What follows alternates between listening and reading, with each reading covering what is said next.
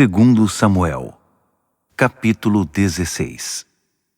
Logo que Davi atravessou o cume da montanha, ele encontrou Ziba, criado de Mefibosete, com 2 jumentos carregados com 200 pães, 100 bolos de passas, 100 cestas de frutas frescas e uma vasilha de couro de vinho. O rei disse a Ziba: "Para que tudo isso?" Ziba respondeu: "Os jumentos são para a família do rei montar, os pães e as frutas são para alimentar os que o acompanham, e o vinho é para os que estão cansados de andar no deserto." O rei perguntou: "E onde está o neto do seu senhor?" Ziba respondeu: "Ele ficou em Jerusalém, mas mandou este recado: este é o dia que Israel restituirá a mim o reino do meu avô." Davi respondeu: "Tudo que pertenceu a Mefibosete agora pertence a você." Ziba disse: "Como poderia agradecer por isso? Serei eternamente devedor de meu senhor e rei, que eu nunca decepcione o senhor." Quando o rei chegou a Baurim, apareceu um homem que tinha ligações com a família de Saul. Seu nome era Simei, filho de Gera.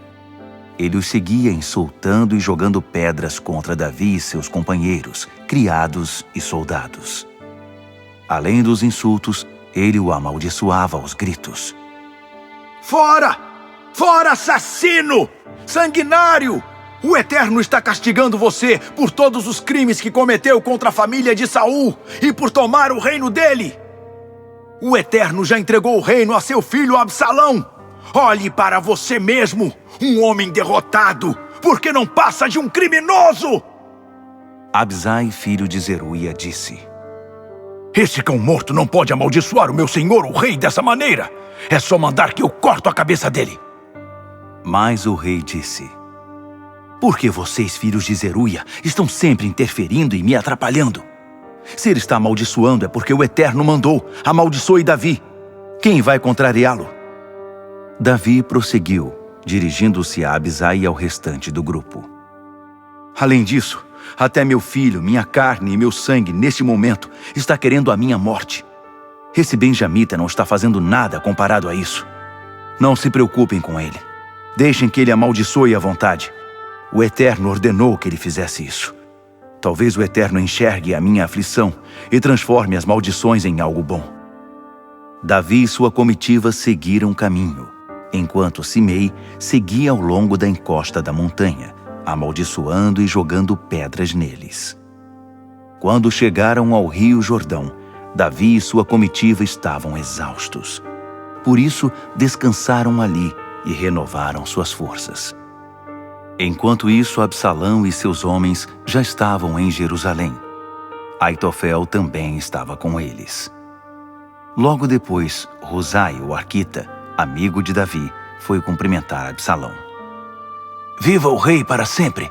Viva o rei para sempre!" Absalão disse a Husai: "É assim que você mostra lealdade a um amigo? Por que não está com seu amigo Davi?" Husai disse: "Porque quero estar com quem o Eterno, esse povo e todo Israel escolheram. Quero permanecer com ele. Além disso, quem melhor que o filho para eu servir? Assim como servi a seu pai, estou pronto a servir ao Senhor." Absalão disse a Aitofel: "Você está pronto para me aconselhar? O que devemos fazer agora?" Aitofel disse a Absalão: "Deite-se com as concubinas de seu pai, aquelas que ficaram para cuidar do palácio. Todos ficarão sabendo que o Senhor desonrou abertamente seu pai, e os que estão a seu lado se animarão." Absalão armou uma tenda no terraço à vista de todos e deitou-se com as concubinas de Davi. Os conselhos de Aitofel na época eram considerados palavras do próprio Deus. Essa era a reputação de Aitofel com Davi, e não era diferente com Absalão. Segundo Samuel, capítulo 17. Em seguida, Aitofel aconselhou Absalão: "Deixe-me escolher 12.000 homens e partir esta noite atrás de Davi. Vou alcançá-lo quando ele estiver exausto e pegá-lo de surpresa. O exército fugirá e eu matarei Davi." Então trarei o exército de volta para o Senhor como uma noiva levada de volta ao noivo. Afinal, o Senhor está à procura de um só homem. Se ele for eliminado, a paz estará de volta. Absalão achou que seria uma excelente estratégia, e todas as autoridades de Israel concordaram. Ainda assim, Absalão ordenou: chame Husai, o arquita. Vamos ouvir a opinião dele. Husai chegou e Absalão contou a ele o plano. Esse foi o conselho de Aitofel. O que acha? Devemos pô-lo em prática?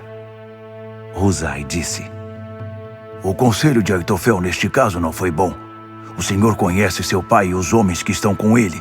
Eles são corajosos e estão furiosos como uma ursa de quem tiraram um filhote. Seu pai é um guerreiro experiente. Ele não será apanhado de surpresa num momento como este. Enquanto conversamos aqui, ele provavelmente está escondido em alguma caverna ou em outro lugar. E se ele atacar os seus soldados de emboscada, logo se espalhará a notícia de que o exército de Absalão foi massacrado.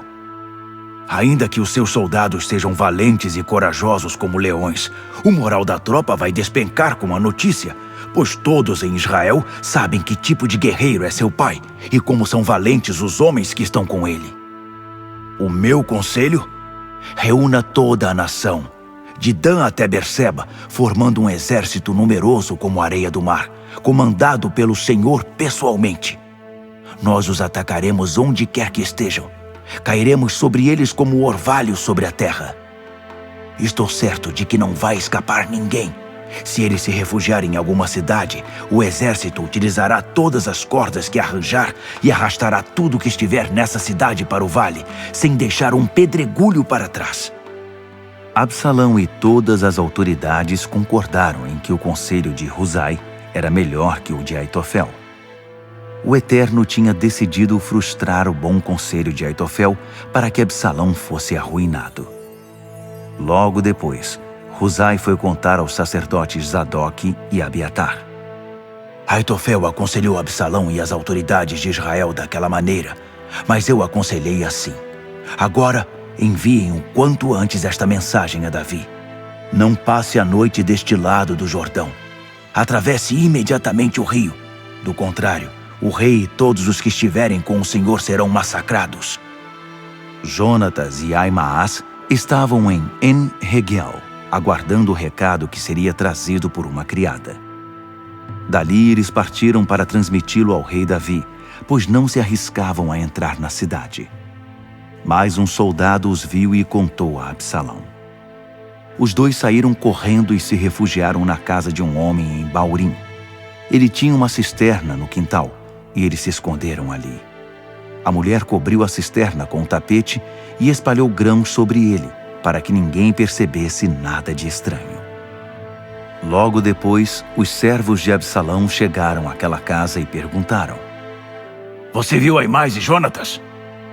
A mulher respondeu: Eles estavam indo na direção do rio. Eles os procuraram, mas não acharam. Então voltaram para Jerusalém. Depois que eles foram embora, Aimaas e Jonatas saíram da cisterna e foram levar o recado a Davi. Levante-se e atravesse o rio imediatamente. Aitofel tem um plano contra o Senhor. Davi e seu exército não perderam tempo e se puseram a caminho atravessando o Jordão. Quando amanheceu, todos já tinham atravessado o Jordão. Quando Aitofel percebeu que seu conselho não seria seguido, montou em seu jumento e partiu para sua cidade. Depois de deixar pronto o seu testamento de ter posto a casa em ordem, enforcou-se e assim morreu. Ele foi sepultado no túmulo da família. Enquanto Davi chegava a Maanaim, Absalão e todo o exército de Israel atravessavam o Jordão. Absalão designou o Amasa, comandante do exército, no lugar de Joabe. Amasa era filho de um homem chamado Itra, ismaelita que tinha se casado com Abigail, filha de Naás e irmã de Zeruia, mãe de Joabe. Absalão e o exército de Israel acamparam em Gileade. Quando Davi chegou a Maanaim, Sobe, filho de Naás de Rabá dos Amonitas, e Maquir, filho de Amiel de Lodebar, e Barzilai, o gileadita de Rogelim, trouxeram camas e cobertores, bacias e potes cheios de trigo, cevada, farinha, grão tostado, feijão e lentilhas, além de mel, coalhada e queijos de ovelha e de vaca. Entregaram tudo a Davi e seu exército, pois pensavam: o exército deve estar com fome, com sede e exausto no deserto. Segundo Samuel, capítulo 18. Davi organizou seu exército. Designou capitães de 1000 e capitães de 100. Depois dividiu as tropas em 3 grupos. O primeiro ficou sob o comando de Joabe. O segundo ficou com Abisai, filho de Zeruia, irmão de Joabe. O terceiro ficou com Itai, o giteu. O rei anunciou: eu também irei com vocês. Mas eles disseram: não mesmo, o Senhor não pode vir conosco. Se tivermos de retroceder, o inimigo não pensará 2 vezes. Se metade de nós morrer, o inimigo não se importará. Mas o Senhor vale por 10.000 de nós. Para nós, é melhor que fique na cidade e nos ajude daqui. O rei concordou. Se é isso que pensam, farei o que acharem melhor. Ele se instalou perto da entrada da cidade, enquanto o exército saía em pelotões de 100 e de 1000. O rei tinha recomendado a Joabe, Abisai e Itai: por amor a mim, tenham cuidado com o jovem Absalão. Todo o exército ouviu o que o rei ordenou aos 3 comandantes com respeito a Absalão. O exército de Davi saiu a campo para enfrentar o exército de Israel. A batalha aconteceu na floresta de Efraim. O exército de Israel naquele dia foi derrotado pelos homens de Davi. Houve terrível matança. 20.000 homens morreram. Os combatentes se espalharam para todo lado.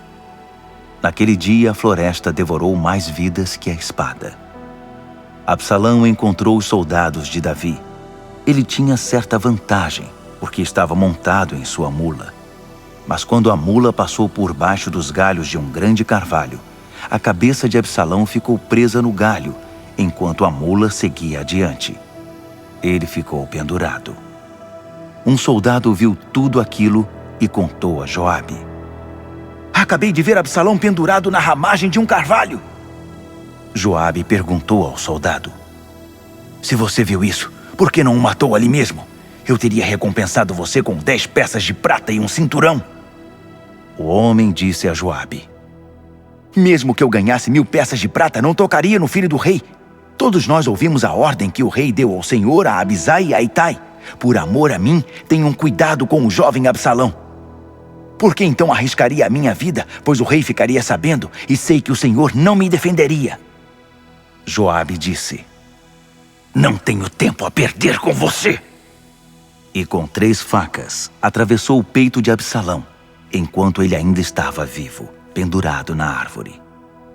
Nessa hora, Absalão já estava rodeado de 10 escudeiros de Joabe. Eles acabaram de matá-lo. Em seguida, Joabe tocou a trombeta para cessar a perseguição contra o exército de Israel. Eles levaram o corpo de Absalão e o jogaram numa enorme vala na floresta e empilharam uma grande quantidade de pedras sobre ele. Enquanto isso, o exército de Israel fugia, cada um correndo para sua casa. Quando Absalão ainda estava vivo, ele tinha edificado para si uma coluna no vale do rei, dizendo: não tenho filho para preservar meu nome. Por isso ele deu seu nome à coluna. Até hoje é chamada Memorial de Absalão. Aimaas, filho de Zadok, disse: deixe-me levar ao rei a notícia de que o Eterno o livrou dos seus inimigos. Mas Joabe disse: não será você quem levará a notícia hoje, talvez outro dia. Mas hoje a notícia não é boa, pois o filho do rei está morto. Em seguida, Joabe ordenou a um etíope: vá você, conte ao rei o que você viu. O etíope respondeu: sim, senhor. E foi. Aimaas, filho de Zadok, insistia com Joabe: não importa, deixe-me ir com o etíope. Joabe disse: Para que isso? Você não terá nenhuma recompensa. Ahimaás insistiu. Não importa, deixe-me ir. Joabe respondeu. Então está bem, vá. Ahimaás correu, pegando o caminho do vale inferior e ultrapassou o etíope. Davi estava sentado entre os dois portões. A sentinela estava no lado da porta e olhava em volta. Ele viu alguém correndo sozinho e gritou para avisar o rei. O rei disse: Se está sozinho, deve ser boa notícia. Enquanto o moço se aproximava, a sentinela viu outro correndo e gritou do alto da porta: Há outro correndo sozinho! O rei disse: Esse também deve trazer boas notícias. A sentinela disse: Consigo ver o primeiro! Parece Ahimaás, filho de Zadok. O rei disse: É boa pessoa. Sem dúvida está trazendo boa notícia. Ahimaás gritou para o rei: Paz! Ele se prostrou com o rosto em terra em reverência ao rei e disse: Bendito seja o Eterno, seu Deus. Ele entregou em suas mãos os homens que se rebelaram contra o meu senhor, o rei. O rei perguntou: E o jovem Absalão? Ele está bem?